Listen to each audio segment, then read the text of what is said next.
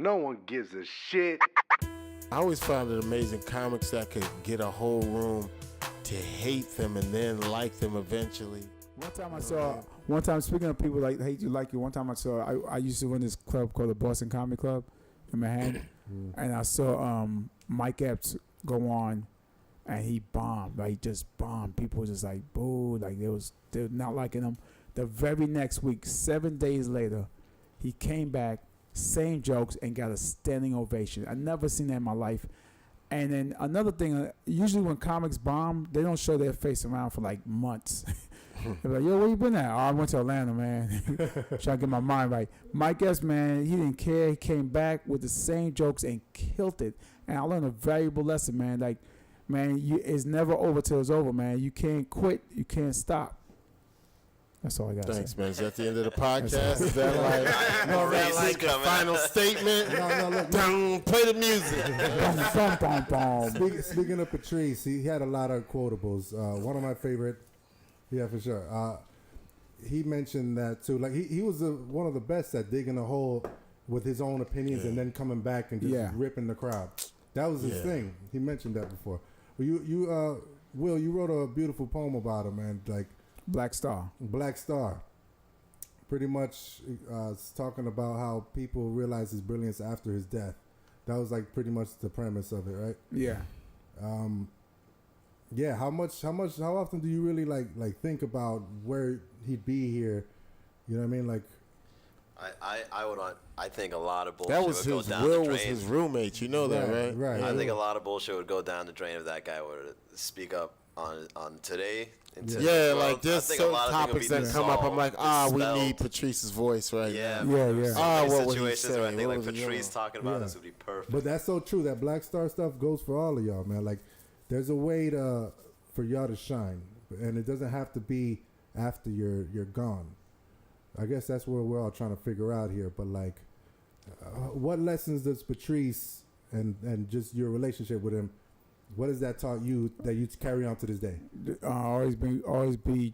I know it's like a running line, but always be true and 100%. And you can't care. You can't satisfy everybody. You just gotta your core. You're gonna get a core audience, and then that's who you gotta be true to. Or yourself, really. That's what I learned. But you know, when you asked that question earlier, I try not to think about it too much. I mean, it makes me sad.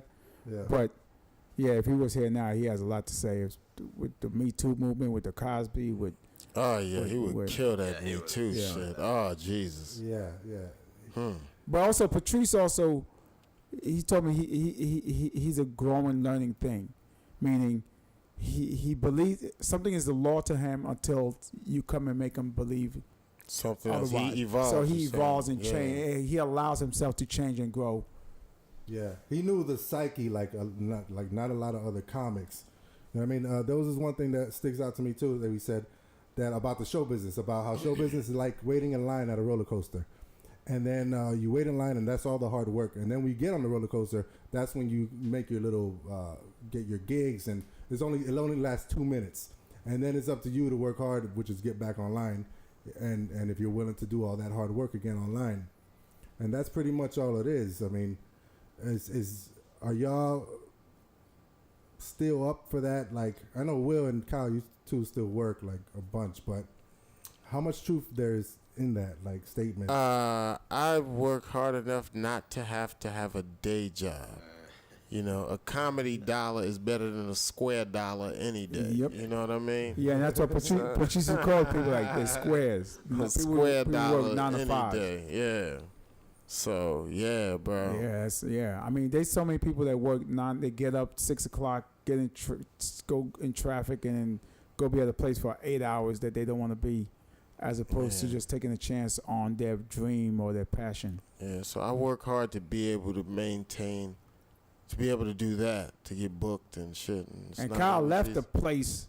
Yeah, that was Like I was just talking about. I pulled him to the side earlier. I was like, dude, I admire you, man. You came out here, and you didn't let Miami deter you from comedy. You still doing it. You got 2 beautiful kids. You know what I'm saying? You got your place of your own. You ain't under someone's roof. you making it happen. Thanks. Well, we had our Tyler Perry movie moment.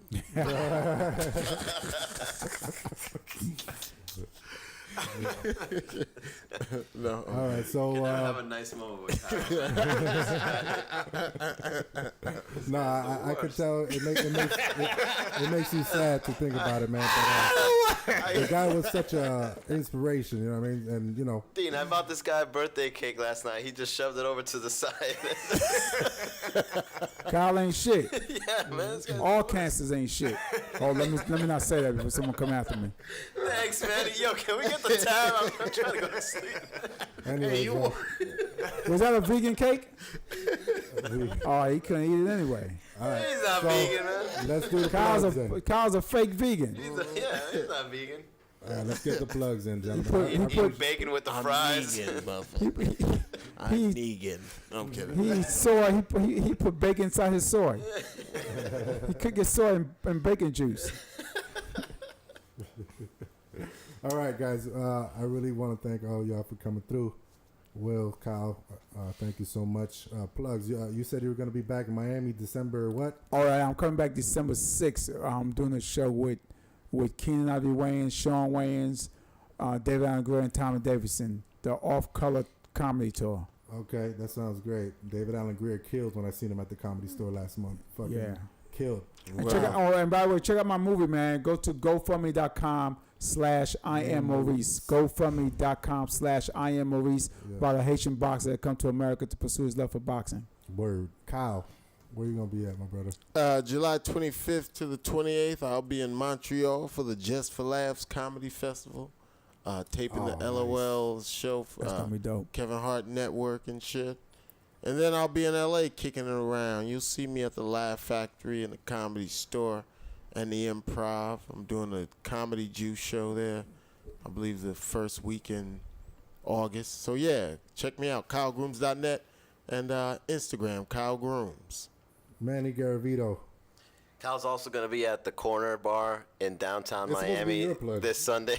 Oh yeah, that that's is right. my plug. Sunday in downtown Miami. the Just go Corner visit Bar. MiamiComedy.com. A lot of shows coming. Rudy Wilson. Rudy's The just guy. moved here 4 weeks ago, so he's just like, You can follow MiamiComedy.com, yo, and I'll probably be there. that's another thing. Guys, me and Manny are doing like a very hard task of trying to bring comedy back to Miami. It's a weird market down here. It's never really stable. So I really want to thank y'all for just, contributing to this cause. And we're going to be working together, Manny boy. Yeah, absolutely. Miami comedy. Renee's in Wynwood. And No Gas Podcast. No one gives a shit. Oh, yeah, follow me on Instagram, Will Sylvince, Will 1L SYLVINCE. Yes. Follow all of us on Instagram. Kyle, your Instagram. I said Kyle Grooms. Yeah, I said it earlier. Okay. That's what made me think of it. All right, so we got to go get some vegan food for these guys. So Yeah, man, it's hard to do it's late at night. midnight. Yeah. Where's the late night vegan in Miami? Vegans are like, Like, be home, responsible to go to sleep. motherfucker. All right, we out. Thank you so much for coming up. All right. No One Gives a Shit podcast is brought to you by nothing.